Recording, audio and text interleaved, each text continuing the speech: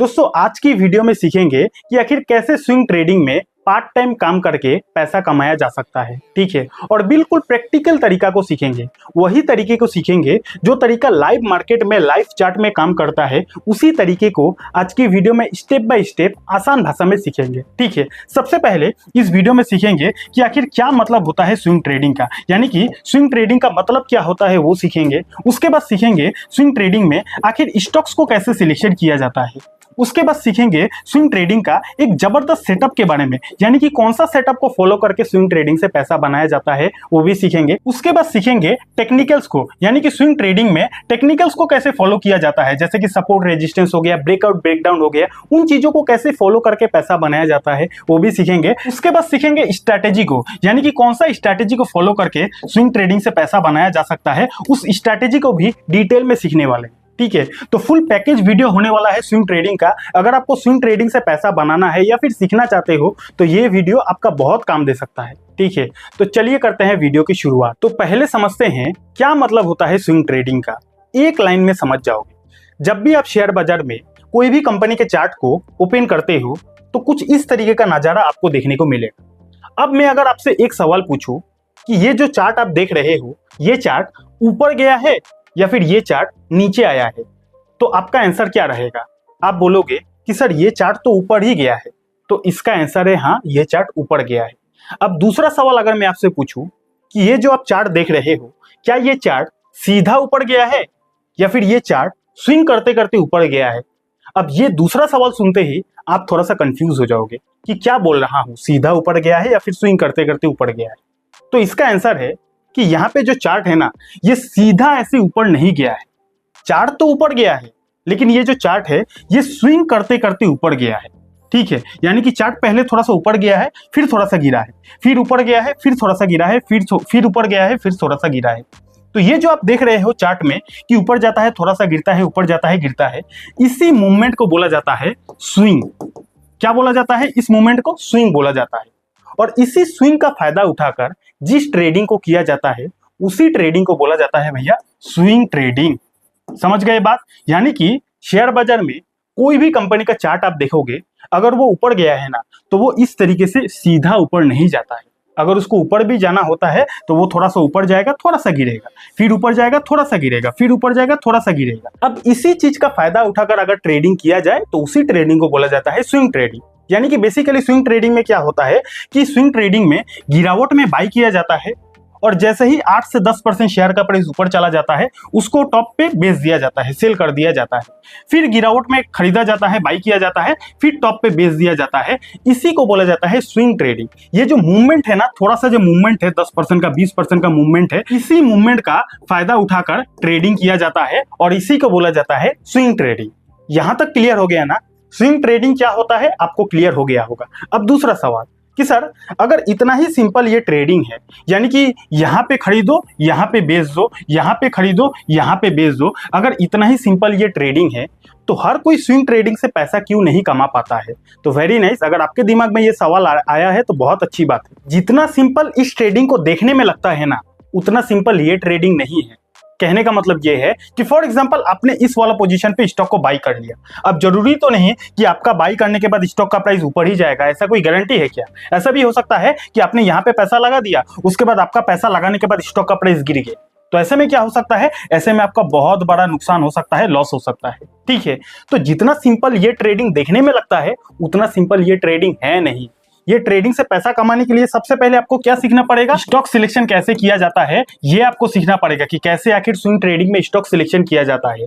उसके बाद आपका एक सॉलिड सेटअप होना पड़ेगा, यानी कि कौन से सेटअप पे आप इस ट्रेडिंग को करोगे उस सेटअप को आपको सीखना पड़ेगा। उसके बाद आपको टेक्निकल्स का नॉलेज लेना पड़ेगा, यानी कि सपोर्ट रेजिस्टेंस, ब्रेकआउट ब्रेकडाउन, इन सारी चीजों को आपको सीखना पड़ेगा। ठीक है, तो सब कुछ पढ़ाऊंगा। सेटअप कैसे बनाया जाता है, स्टॉक कैसे सिलेक्शन किया जाता है, टेक्निकल्स को कैसे देखा जाता है, सब कुछ इस वीडियो में क्लियर हो जाएगा।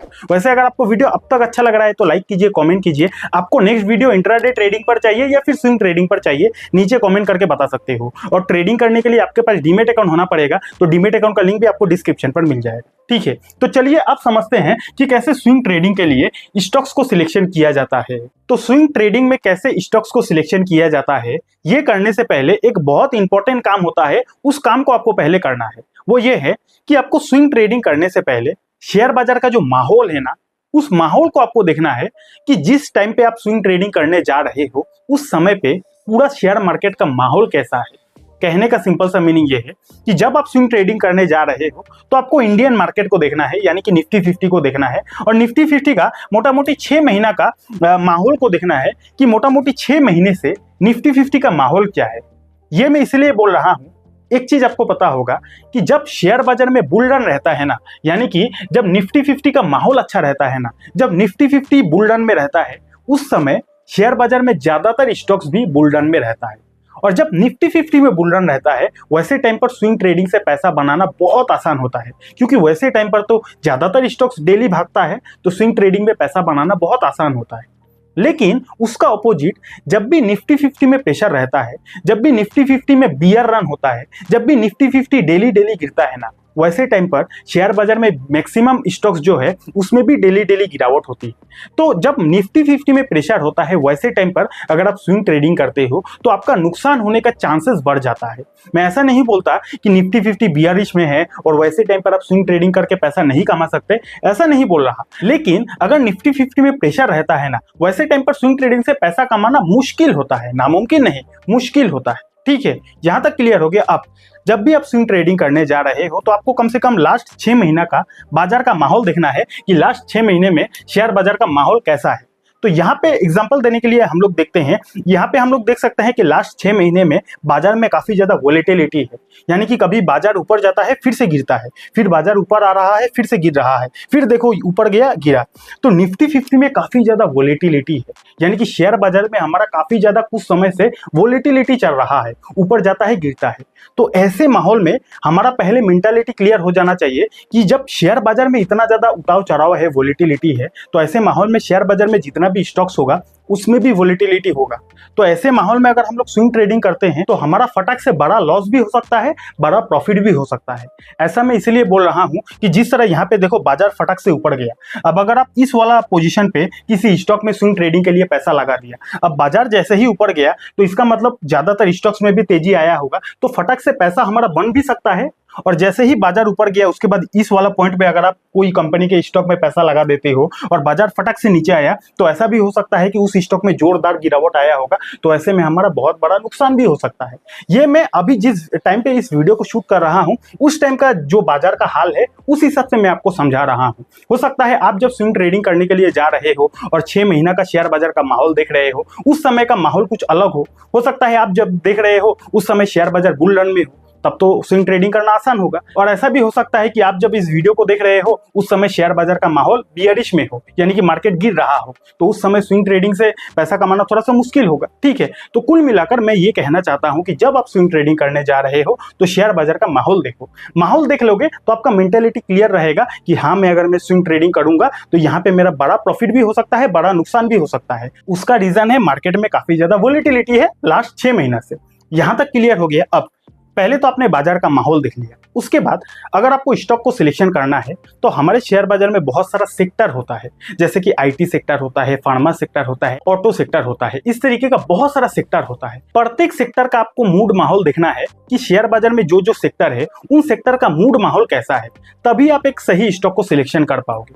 कहने का सिंपल सा मीनिंग ये है, मैं बस यहाँ पे आपको एग्जाम्पल दे रहा हूँ, कोई बाई सेल का रिकमेंडेशन मत समझ लेना। मुझे आपको सिखाना है तो किसी ना किसी सेक्टर का नाम तो दिखाना ही पड़ेगा। ठीक है, तो यहाँ पर हमने शेयर बाजार का माहौल देख लिया। अब चलिए एक एक सेक्टर का एनालिसिस करते हैं। तो यहाँ पे हमने आईटी सेक्टर पे क्लिक कर दिया, देखते हैं आईटी सेक्टर में लास्ट 6 महीने से कैसा परफॉर्मेंस चल रहा है। तो यहाँ पे हमने आईटी सेक्टर पे क्लिक कर दिया। अब 6 महीना पे जैसे ही हमने क्लिक किया तो यहाँ पे हमें पता चल रहा है कि आईटी सेक्टर लास्ट 6 महीना से लगातार गिरते जा रहा है। लास्ट 1 साल पे क्लिक करते हैं तो लास्ट 1 साल से आईटी सेक्टर में 17% गिरावट है।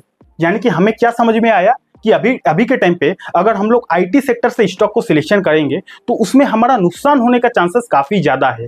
क्यों ज्यादा है, क्या रीजन है? क्योंकि आईटी सेक्टर लास्ट 1 साल से गिरते जा रहा है। अब अगर पूरा का पूरा सेक्टर डाउन है तो यहां से अगर हम लोग स्टॉक को सिलेक्शन करेंगे तो वहां पे हमारा नुकसान ही होगा ना। ठीक है, उसके बाद एक एक सेक्टर को चेक करते हैं। चलिए ऑटो सेक्टर देख लेते हैं। अब ऑटो सेक्टर लास्ट 1 साल से अगर आप देखोगे तो ऑटो सेक्टर में भी काफी ज्यादा वोलेटिलिटी है, लेकिन अगर आप ओवरऑल देखोगे तो ऑटो सेक्टर भी मोटा मोटी 3.5 से 4% गिरावट है, इसमें भी तेजी इसमें भी नहीं है।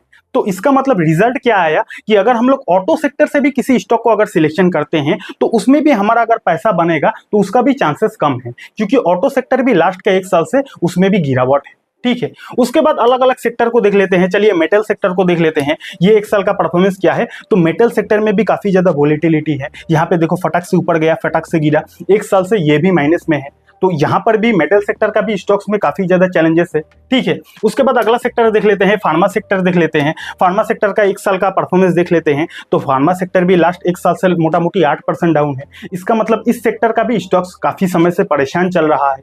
उसके बाद अगला सेक्टर देख लेते हैं, निफ्टी फाइनेंशियल सर्विस, ये सेक्टर देख लेते हैं। अब इस सेक्टर का लास्ट 1 साल का परफॉर्मेंस देखोगे तो हाँ, ये एक ऐसा सेक्टर हमें मिल गया जिस सेक्टर में लास्ट के 1 साल में 10% से ज्यादा तेजी है। यानी कि सबसे पहले हमने निफ्टी 50 यानी कि ओवरऑल शेयर मार्केट का माहौल को देखा। तो ओवरऑल शेयर मार्केट जो है लास्ट के 6 महीने में काफी ज्यादा वोलेटिलिटी है, मार्केट का मूड माहौल उतना सही नहीं है। उसके बाद हमने अलग अलग सेक्टर्स को देखा, तो यहाँ पे ऑटो सेक्टर डाउन है। उसके बाद आईटी सेक्टर हमने देखा, आईटी सेक्टर में गिरावट है। उसके बाद मेटल सेक्टर देखा, उसमें भी गिरावट है। लेकिन हमने अगर फाइनेंशियल सर्विसेज जो सेक्टर है वो हमने देखा, तो ये एक ऐसा सेक्टर हमें देखने को मिला जिस सेक्टर में लास्ट के 1 सालों में 10% से ज्यादा रैली है। अब अगर इस सेक्टर में रैली होगा तो डेफिनेटली इस सेक्टर में जितना भी स्टॉक्स होगा उसमें भी कहीं ना कहीं रैली हो सकता है। ठीक है, तो हमें अगर स्विंग ट्रेडिंग करना है तो स्विंग ट्रेडिंग के लिए अगर हमें स्टॉक्स को सिलेक्शन करना है तो कौन से सेक्टर पर जाना चाहिए।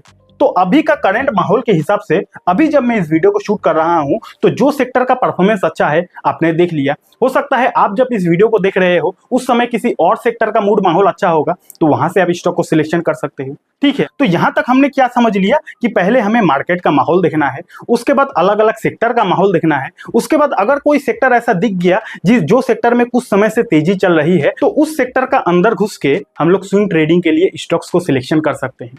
हो गया क्लियर। अब पूरा अंदर तो मैं नहीं घुस सकता, स्टॉक्स का नाम तो आपको नहीं बता सकता है, ये सब करना सही भी नहीं है और ये सेबी के गाइडलाइन के खिलाफ है। मैंने आपको सिखा दिया कि कैसे स्टॉक को सिलेक्शन किया जाता है, बाकी अगला काम आप अपने एंड से कर लेना, सीख कर लेना। ठीक है, आप स्टॉक को सिलेक्शन कर सकते हो। अब नेक्स्ट पॉइंट क्या है कि स्टॉक को तो हमने सिलेक्शन कर लिया, अब स्ट्रैटेजी क्या है, सेटअप क्या है, टेक्निकल्स कैसे देखा जाता है, चलिए उसको भी सीख लेते हैं। वीडियो अच्छा लग रहा है तो लाइक और कमेंट भी कर दीजिएगा। तो स्टॉक्स को कैसे सिलेक्शन किया जाता है वो तो हमने सीख लिया। अब समझते हैं कि कौन सा सेटअप से ट्रेडिंग करें, यानी कि स्विंग ट्रेडिंग में स्ट्रैटेजी क्या है, किस स्ट्रैटेजी से पैसा बनाया जाता है, अब वो सीखेंगे। अब देखिए स्ट्रैटेजी मुझे अगर आपको सिखाना है तो उसके लिए मुझे किसी न किसी स्टॉक का चार्ट तो ओपन करना ही पड़ेगा। तो मैंने रेंडमली एक स्टॉक का चार्ट को ओपन कर दिया है और मैंने ब्लर भी कर दिया है। क्लियर कर दूं, कोई बाय सेल का रिकमेंडेशन नहीं है और वैसे भी स्विंग ट्रेडिंग करना काफी ज्यादा रिस्की होता है। कोई भी ट्रेडिंग करो रिस्की होता है, तो ट्रेडिंग करने से पहले अपने तरफ से स्टडी जरूर कर लीजिएगा। मेरा काम है आपको सिखाना, बाकी पैसा लगाना ना लगाना वो आपका काम है। ठीक है, तो चलिए समझते हैं कि कौन सा स्ट्रैटेजी है, कौन सा सेटअप है।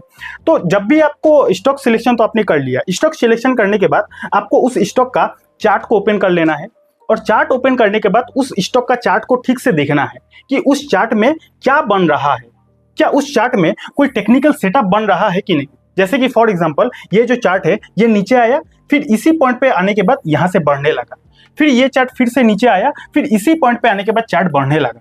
अब हमें टेक्निकल क्या बोलता है, अगर किसी पॉइंट पे आने के बाद स्टॉक का प्राइस बार बार वहां से बढ़ता है तो उस पॉइंट को बोला जाता है रेजिस्टेंस लेवल। ठीक है, तो यहाँ पे इस चार्ट में हमें क्या समझ में आ रहा है कि ये जो लेवल है वो इस चार्ट का रेजिस्टेंस लेवल है। तो जब भी इस लेवल पे स्टॉक का प्राइस आएगा और अगर हम लोग बाई कर लेते हैं तो इसका मतलब यहाँ से हम एक स्विंग को कैप्चर कर सकते हैं और यहाँ से स्विंग ट्रेडिंग से पैसा बना सकते हैं। तो ये तो हो गया सपोर्ट रेजिस्टेंस का खेला। उसके बाद आपको चार्ट में अगर दिखता है कि ये जो चार्ट है ये अप ट्रेंड वाइज ऊपर जा रहा है, यानी कि ऊपर तो जा रहा है लेकिन अपना ट्रेंड बनाते बनाते ऊपर जा रहा है, तो ये अप ट्रेंड में जा रहा है। और जब भी किसी स्टॉक में अप ट्रेंड होता है तो उस अप ट्रेंड में अगर हम लोग रेजिस्टेंस लेवल पे बाई कर लेते हैं तो रेजिस्टेंस लेवल पे बाई करने के बाद जैसे ही स्टॉक का प्राइस थोड़ा सा ऊपर जाता है तो इस स्ट्रैटेजी से भी हम लोग स्विंग ट्रेडिंग से प्रॉफिट बना सकते हैं। ठीक है, तो पहले आपको देखना है, चार्ट को देखना है। चार्ट देखने के बाद आपको देखना है कि कोई सेटअप बन रहा है कि नहीं, यानी कि कोई प्राइस एक्शन, सपोर्ट रेजिस्टेंस बन रहा है कि नहीं। क्या उस स्टॉक में अप ट्रेंड चल रहा है, क्या उस स्टॉक में डाउन ट्रेंड चल रहा है, ट्रेंड आपने देख लिया, ट्रेंड देखने के बाद आपने देख लिया उस स्टॉक में डाउन ट्रेंड चल रहा है, ठीक है। अब डाउन ट्रेंड चल रहा है, आपको क्या करना है, उस स्टॉक का resistance level and support level को ड्रॉ कर देना है। जैसे ही आपने ड्रॉ कर दिया, उसके बाद आपको सिंपली सपोर्ट पे बाई करना है। अगर आपका स्ट्रैटेजी काम कर जाता है तो सपोर्ट वाले लेवल पे आने के बाद स्टॉक का प्राइस जैसे ही बढ़ेगा, यहां से भी आप प्रॉफिट बना सकते हो। कुल मिलाकर आपको चार्ट को देखना है, और चार्ट को देखने के बाद आपको थोड़ा बहुत आइडिया लग जाएगा कि उस चार्ट में कौन सा सेटअप बन रहा है। अगर आपको इतना भी समझ में नहीं आ रहा है, अगर जो मैं आपको अभी समझा रहा हूं सपोर्ट, रेजिस्टेंस, ट्रेंड लाइन, ये सब समझ में नहीं आ रहा है, तो एक और उपाय है शेयर बाजार में, यानी कि स्विंग ट्रेडिंग करने के लिए इंडिकेटर्स भी काफी सारा होता है। इंडिकेटर का मतलब ये होता है कि अगर हम लोग कोई भी चार्ट में इंडिकेटर को लगाते हैं ना, तो इस चार्ट में आने वाले समय में कैसा मूवमेंट रहेगा, यानी कि क्या ये चार्ट आने वाले समय में ऊपर जाएगा या फिर क्या ये चार्ट आने वाले समय में नीचे आएगा, ये जो मूवमेंट है ना, इसका हम लोग अनुमान लगा सकते हैं। क्या देखकर अनुमान लगा सकते हैं? इंडिकेटर्स को देखकर अनुमान लगा सकते हैं, ठीक है। तो ट्रेडिंग करने के लिए बहुत सारा इंडिकेटर होता है। अब अगर आपको इंडिकेटर के बारे में भी नॉलेज नहीं है तो हमारे चैनल का प्लेलिस्ट को विजिट करो, इंडिकेटर वाला प्लेलिस्ट को देखो, प्रत्येक वीडियो को देख लो, आपको इंडिकेटर के बारे में भी नॉलेज मिल जाएगा। फिलहाल मैं आपको इस वीडियो में एग्जांपल देने के लिए एक ऐसा इंडिकेटर को लगाकर लाइव चार्ट में दिखाता हूं कि कैसे इंडिकेटर काम करता है और कैसे इंडिकेटर को देखकर भी हम लोग स्विंग ट्रेडिंग से पैसा बना सकते हैं, ठीक है। तो इंडिकेटर कैसे लगाया जाता है, सिंपली आपको यहाँ पे इंडिकेटर का जो सेक्शन है ना, इसमें आपको क्लिक कर देना है। जैसे ही आप इस पे क्लिक करोगे, जिस इंडिकेटर को आपको लगाना है उस इंडिकेटर का नाम आपको यहाँ पे डाल देना है। तो मैं आपको यहाँ पे ईएमए एक इंडिकेटर है, उस ईएमए का को लगाकर आपको यहाँ पे सिखाने वाला हूँ, ठीक है। तो ईएमए मैंने सर्च कर दिया। जैसे ही मैंने यहाँ पे ईएमए सर्च कर दिया, आ गया मूविंग एवरेज एक्सपोनेंशियल, आ गया ना, इस पे हमने क्लिक कर दिया। क्लिक कर देने के बाद थोड़ा सा सेटिंग होता है, उस सेटिंग को हमें चेंज करना है। अगर आपको मुश्किल लग रहा है, वीडियो को आगे आगे देखो, सब क्लियर हो जाएगा। यहाँ पे ईएमए लग गया ना, अब यहाँ पे देखो ईएमए लग गया है, इस पे हमें क्लिक कर देना है। क्लिक कर देने के बाद सेटिंग में जाना है, सेटिंग में जाने के बाद इनपुट में जाना है, इनपुट में जाने के बाद यहाँ पे जो 9 है उसको हमें कर देना है 20, ठीक है। मुश्किल लग रहा है भैया, आगे आगे देखोगे सब क्लियर हो जाएगा। हमने 20 कर दिया। उसके बाद स्टाइल में आना है, स्टाइल में आने के बाद अपना मन मर्जी का कोई भी एक कलर को चूज कर लेना है। हमने यहाँ पे ग्रीन कलर को चूज कर लिया, थिकनेस को थोड़ा सा मोटा कर देते हैं और यहाँ पे हमने ओके कर दिया। अब ये जो चार्ट में लाइन लग गया ना, ये है 20 ईएमए, यानी कि 20 ईएमए इंडिकेटर। अब यहाँ पे हमें एक और इंडिकेटर को लगाना है, वो भी लगा लेते हैं। उसके बाद स्ट्रैटेजी में आपको समझाऊंगा। फिर से हमें यहाँ पे ईएमए को सर्च कर लेना है। उसके बाद यहाँ पे मूविंग एवरेज एक्सपोनेंशियल, इस पे हमें क्लिक कर देना है। उसके बाद फिर से हमें सेटिंग में जाना है। सेटिंग में जाने के बाद सॉरी, यहाँ पे इसको लगाया ना, हाँ, सेटिंग में जाना है। सेटिंग में जाने के बाद यहाँ पे हमने पिछली बार 20 डाला था, इस बार हमें 50 डाल देना है। 50 डाल देने के बाद स्टाइल में जाना है। उसके बाद इसका कलर को ब्लैक कर देना है, थिकनेस को थोड़ा सा मोटा कर देना है। उसके बाद यहाँ पे ओके कर देना है। तो अब आपको ध्यान से समझना है, यहाँ पे चार्ट में 2 लाइन हमने लगाया। ये जो ग्रीन कलर का लाइन आप देख रहे हो, इसको बोला जाता है 20 ईएमए। ये हमने अपने एंड से 20 ईएमए इंडिकेटर लगाया। और ये जो ब्लैक कलर का लाइन देख रहे हो, इसको बोला जाता है 50 ईएमए। ये भी हमने सेटिंग को चेंज करके 50 ईएमए इंडिकेटर लगाया, ठीक है। अब ये दोनों लाइन लगाने का क्या रीजन है, समझते हैं। देखिए, इंडिकेटर का मतलब मैंने आपको क्या समझाया था। इंडिकेटर ये होता है कि इंडिकेटर हमें एक अनुमान दे देता है कि चार्ट में आने वाले समय में क्या हो सकता है। ये हमें अनुमान देता है इंडिकेटर। अब ऐसा गारंटी नहीं देता है, यानी कि कोई भी इंडिकेटर हमें गारंटी नहीं देता है कि चार्ट ऊपर ही जाएगा या फिर गिरेगा, ऐसा गारंटी नहीं देता है, लेकिन अनुमान देता है, ठीक है। क्लियर हो गया ना। अब ये जो हमने 20 ईएमए और 50 ईएमए इंडिकेटर लगाया ना, तो इस स्ट्रैटेजी में ऐसा कहा जाता है कि जब भी ये 20 ईएमए, यानी कि ये जो ग्रीन कलर का लाइन है, ये ब्लैक कलर का लाइन को ऊपर की तरफ काटता है ना, तो ऐसा माना जाता है कि चार्ट में अपसाइड रैली आता है। और जब भी ये जो 20 ईएमए का लाइन है, ये 50 ईएमए के लाइन को ऊपर से नीचे की तरफ काटता है, तो ऐसा माना जाता है कि चार्ट में गिरावट होने का चांसेस होता है। ऐसा कहा जाता है, ऐसा माना जाता है। तो चलिए चार्ट में देख लेते हैं। अब यहाँ पे अगर आप देखोगे तो ये जो ग्रीन कलर का लाइन है, यानी कि 20 ईएमए है, इसने 50 ईएमए के लाइन को ऊपर से नीचे से ऊपर की तरफ काटा है। अब नीचे से ऊपर की तरफ काटा है, यानी कि चार्ट में अपसाइड रैली आने का चांसेस होता है। यहाँ पे आप लाइव चार्ट में देख सकते हैं, ठीक है। उसी तरह यहाँ पे और पीछे चलते हैं। यहाँ पे देखो ग्रीन कलर का लाइन, यानी कि 20 ईएमए। थोड़ा सा जूम कर देता हूँ, आपको देखने में और ज्यादा सुविधा होगा, ठीक है। ग्रीन कलर का लाइन 20 ईएमए, ग्रीन कलर का लाइन ने 50 ईएमए, यानी कि ब्लैक कलर का लाइन को नीचे से ऊपर की तरफ काटा है। उसके बाद स्टॉक में अपसाइड रैली आ गया है। अब अगर स्विंग ट्रेडिंग में हम लोग इस स्ट्रैटेजी को फॉलो करते हैं, अब मैं ऐसा नहीं कहता कि ये स्ट्रैटेजी में आपका बार बार प्रॉफिट होगा, ऐसा भूल कर भी मत सोचिएगा। मैं आपको बस सिखा रहा हूँ, ठीक है, तो ये एक स्ट्रैटेजी होता है। और थोड़ा पीछे चलते हैं, चलो जी, और थोड़ा पीछे चलते हैं। यहाँ पे आप देख सकते हो कि 20 EMA ने 50 EMA को नीचे से ऊपर की तरफ काटा, स्टॉक में एक छोटा सा अपसाइड रैली आया। उसके बाद और थोड़ा सा पीछे जाते हैं। यहाँ पे आप देखो ग्रीन कलर का लाइन ने ब्लैक कलर का लाइन को नीचे से ऊपर की तरफ काटा, स्टॉक में एक अपसाइड रैली आया। ठीक है, तो कुल मिलाकर हमने यहाँ पे क्या समझा, हमने इंडिकेटर को समझा। और शेयर बाजार में बहुत सारा इंडिकेटर होता है। यहाँ पे इंडिकेटर वाला सेक्शन पे आप क्लिक करोगे ना, तो आप जो चाहे वो इंडिकेटर को यहाँ पे लगा के चार्ट में देख सकते हो। और वो इंडिकेटर कैसे काम करता है, वो नॉलेज अगर आपके अंदर है तो उस इंडिकेटर का मदद लेके स्विंग ट्रेडिंग से पैसा बनाया जा सकता है। यहाँ पे मैंने बस आपको दो इंडिकेटर को दिखाया, ये मैंने एग्जांपल के लिए आपको सिखाने के लिए बताया। अब आप इसको पेपर ट्रेड करो, प्रैक्टिस करो, बिना पैसा लगाए प्रैक्टिस करो। जब प्रैक्टिस में, पेपर ट्रेड में जब आपको रिजल्ट दिखने लगे, तब आप लाइव मार्केट में आइएगा। डायरेक्ट पैसा लगाओगे तो आपका पैसा डूब सकता है। ठीक है, तो यहां तक इस वीडियो में हमने क्या क्या सीखा। सबसे पहले हमने सीखा कि स्विंग ट्रेडिंग का मतलब क्या होता है, यानी कि क्या होता है स्विंग ट्रेडिंग, वो हमने सीखा। उसके बाद सीखा कि सेक्टर एनालिसिस कैसे किया जाता है, यानी कि शेयर बाजार में बहुत सारा सेक्टर होता है, उन सेक्टर का मूड माहौल कैसे देखा जाता है, वो सीखा। उसके बाद हमने सीखा कि आखिर स्टॉक्स को कैसे सिलेक्शन किया जाता है, यानी कि उन सारे सेक्टर्स को देखकर उन सारे सेक्टर्स के अंदर घुस के कैसे स्टॉक को सिलेक्शन किया जाता है, वो भी हमने सीखा। उसके बाद हमने सीखा टेक्निकल सेटअप के बारे में, यानी कि कौन सा सेटअप को फॉलो करके हम लोग स्विंग ट्रेडिंग से पैसा बना सकते हैं, वो सीखा। उसके बाद टेक्निकल्स को कैसे फॉलो किया जाता है, कैसे सपोर्ट रेजिस्टेंस देखा जाता है, कैसे ब्रेकआउट एंड ब्रेकडाउन देखा जाता है, वो सब हमने सीखा। ठीक है, तो अब तक अगर आपको वीडियो अच्छा लगा तो वीडियो को लाइक, प्यारा सा कमेंट कर दीजिएगा। एक बात याद रखिएगा, जब भी आप स्विंग ट्रेडिंग करो तो अपना जो स्टॉप लॉस है वो आप जरूर लगाइएगा। और ये वीडियो सिर्फ सिखाने के लिए था।